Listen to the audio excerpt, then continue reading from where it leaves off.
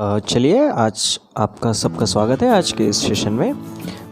चला आज तर आपण जे शिकणार आहोत ते आहे सिमिलॅरिटी ऑफ टू ट्रायंगल्स 1.3चा इनिशियल पार्ट आहे सिमिलॅरिटी ऑफ टू ट्रायंगल्स। बघा दोन ट्रायंगल्स जे दिलेले असतील ते युजुअली आपण सिमिलर येतो राईट। तर सिमिलॅरिटी टेस्ट काढण्याआधी एक बेसिक जर आपण पाहिलं तर सिमिलर ट्रायंगल्स जेव्हा आपण म्हणतो काय लिहितो त्यांच्याबद्दल, जर दोन ट्रायंगल सिमिलर कधी म्हणतो एक बघा, जर ट्रायंगल दोन सिमिलर असतील तर त्याचे अँगल्स हे सगळे काय असतात कॉन्ग्रुएंट असतात हे एक आपल्याला माहिती आहे, आणि त्याचे साईड्स काय असतात त्याचे साईड्स प्रोपोर्शनल असतात राईट। तर इथे बघा angle A congruent to D, angle B congruent to E, angle C is congruent to F in this triangle A B C and E F as well as their sides are proportional and because of these two things the triangles are similar. म्हणजे जर आपल्याला एखाद्या ट्रायंगलच्या similarity check करायची असेल की दोन triangle similar आहेत की नाही आहेत, तर आयदर त्यांचे सगळे अँगल्स एक कॉन्ग्रुएंट राहायला पाहिजेत किंवा त्यांच्या साईड्स कशा राहायला पाहिजेत प्रपोर्शनमध्ये राहायला पाहिजेत। करेक्ट आहे। म्हणजे to find the similarity of two triangles either you should have out of this 6 that is angles congruent असणं किंवा साईड्स प्रोपोर्शनल, याच्यापैकी काही एक 3 जरी गोष्टी कंप्लीट असतील तर तुम्ही त्या दोन ट्रायंगल्सला सिमिलर प्रूव्ह करू शकता। आता फॉर एक्झाम्पल तर पहिली टेस्ट कोणती आहे सिमिलॅरिटीची, तर तुम्हाला आपल्याला जी शिकायची आहे ती टेस्ट आहे अँगल टेस्ट। आता नावावरूनच सुचवते की तुम्ही मागच्या वर्षी कॉन्ग्रुएन्समध्ये पाहिले, कॉन्ग्रुएन्स ऑफ ट्रायंगल्समध्ये की 3 अँगल जर कॉन्ग्रुएंट असतील तर ते दोन ट्रायंगल कसे असतात कॉन्ग्रुएंट असतात। एक्झॅक्टली सिमिलर वेमध्ये इथे सुद्धा जर दोन ट्रायंगल्स जे सिमिलर प्रूव्ह करण्यासाठी दोन ट्रायंगल्समध्ये जर त्याचे तिन्ही अँगल्स कॉन्ग्रुएंट असतील तर ते दोन ट्रायंगल ए या टेस्टने म्हणजेच अँगल या टेस्टने काय असते कॉन्ग्रुएंट असते। फॉर एक्झाम्पल आता इथे बघा, इथे तुम्ही कसं प्रूव्ह करणार मग या गोष्टीला, इथे तुम्ही लिहू शकता। आणि सर्वात महत्त्वाचं सिमिलॅरिटीमध्ये 1 to 1 करस्पॉन्डन्स जे मी तुम्हाला म्हणलं होतं ना ते इथे फार महत्त्वाचं आहे। इथे काय लिहू शकता तुम्ही, इथे लिहू शकता काय लिहिणार इथे तुम्ही, in triangle A B C and triangle P Q R, काय ए बी सी आणि पी क्यू आरमध्ये इथे दिलेलं आहे angle A is congruent to angle P, angle A is congruent to angle P. आता हे सगळं काय तुम्हाला हे सगळं गिवनमध्ये येणार, याचं रिझनिंग काय येणार तुमचं, हे सगळं काय गिवनमध्ये। सिमिलरली काय दिलेलं आहे अँगल बी कशासोबत कॉन्ग्रुएंट आहे तुमचा अँगल क्यू सोबत, अँगल सी कशासोबत कॉन्ग्रुएंट आहे तुमचा अँगल आर सोबत, आणि या सगळ्यांचं रिझन काय आहे ते इट इज गिवन राईट। याला असं काही वेगळं रिझन द्यायचं नाही, आपण फक्त एक बघतो की ए टेस्ट काय असते आणि कशा पद्धतीनं दोन ट्रायंगल्स एनं आपण प्रूव्ह करू शकतो। क्लिअर आहे। मग आता हे जर कॉन्ग्रुएंट असतील म्हणून तुम्ही काय म्हणू शकता, therefore triangle A B C is similar to triangle P Q R. आता इथे एक बघा करस्पॉन्डन्स मी कसा घेतलेला आहे 1:1 करस्पॉन्डन्स घेतलेला आहे करेक्ट। आपण म्हणत होतो की करस्पॉन्डन्स, मग इथे तुम्ही काय लिहू शकता in triangle A B C and P Q R by 1 to 1 correspondence कोणसा आहे तो A B C corresponding to P Q R या करस्पॉन्डन्सने बाय दिस करस्पॉन्डन्स। ठीक आहे, म्हणजे वर्टायसेसच्या या करस्पॉन्डन्सने तुम्ही जर पाहिलं तर ह्या गोष्टीत म्हणून हे दोन ट्रायंगल सिमिलर झाले, आणि याची टेस्ट कोणती आली तर अँगल टेस्ट। क्लिअर।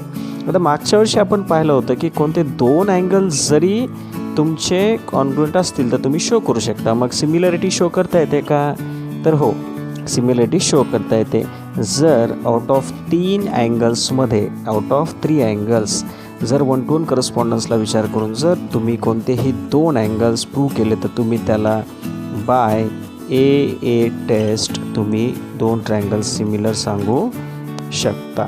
सेम राहणार, तुम्ही याच्यातले कोणतेही 2 अँगल तुम्ही याच्यामध्ये इन्क्लूड करू शकता। ठीक आहे, तर ही झाली आपली ए टेस्ट ऑफ सिमिलॅरिटी। चला तर मग दुसरी टेस्ट काय तर एस टेस्ट। मग याच्यात काय म्हणणार आपण की obviously side angle side, S कशाला म्हणतो आपण साईड अँगल साईड, म्हणजे दोन ट्रायंगल्समध्ये दिलेल्या करस्पॉन्डन्ससाठी जर त्याच्या करस्पॉन्डिंग साईड्स आणि त्याचा इन्क्लुडेड अँगल, मी काय म्हणतोय करस्पॉन्डिंग साईड्स आणि त्याचा इन्क्लुडेड अँगल, हे लक्षात घ्या, हा शब्द महत्त्वाचा आहे इन्क्लुडेड अँगल। या दोन्हीच्या मधला अँगल पाहिजे, या साईड आणि या साईडच्या मधला, हा साईडचा अँगल नाही समजा, सो दिलेल्या 1 to 1 करस्पॉन्डन्ससाठी साईड दिलेल्या 2 साईड आणि त्याचा इन्क्लुडेड अँगल हे करस्पॉन्डिंग ट्रायंगलच्या 2 साईड आणि इन्क्लुडेड अँगलशी रिस्पेक्टिव्हली कॉन्ग्रुएंट किंवा प्रोपोर्शनमध्ये असतील. म्हणजे साईड्स प्रोपोर्शनमध्ये आणि अँगल कॉन्ग्रुएंट असेल तर ते 2 ट्रायंगल कसे असते, ते 2 ट्रायंगल सिमिलर असते तुमच्या SAS टेस्टने. ठीक आहे, तर याची डेफिनेशन जर वाचायची असेल तर कशी येणार, तुम्ही ज्यांना लिहायचं लिहून घ्या. For a given correspondence of vertices of 2 triangles, if 2 pairs of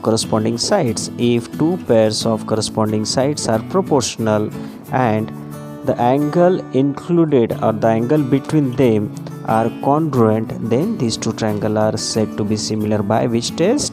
SAS test. इसको लिखेंगे कैसा? For example, right? This is an example I am putting you here. In triangle KLM and triangle, दूसरा triangle कौन सा है आपका? KLM and RST. Now देखो RST और KLM यहाँ पे कौन सा करस्पॉन्डेंस आया? By KLM corresponds to RST और KLM RST करस्पॉन्डेंस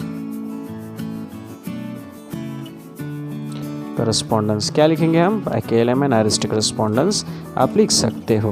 प्रोपोर्शनल है तो पहले हमें बताने पड़ेंगे, तो पहले हम लोग लिखते हैं angle KLM is congruent to angle RST and दूसरा क्या आ गया आपका? KL by RS is equals to LM by ST. अगर ये 2 चीज़ें आ गई, क्यों है? बिकॉज इसका रेशो निकालो आप, क्या आएगा? रेशो क्या आएगा आपका इसका? KL बाय RS क्या है? KL बाय RS कितना है आपका? 1/2 है, राइट. आपका LM बाय RS कितना है?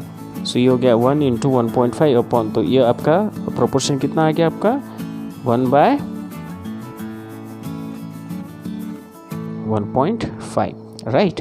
So 2/3 I guess comes by 1/1.5. तो प्रोपोर्शन सेम आ गया आपका, ये सेम है, इसीलिए इसको हम लोग क्या बोलेंगे? Therefore triangle KLM similar to triangle RST. Reason क्या आ गया आपका?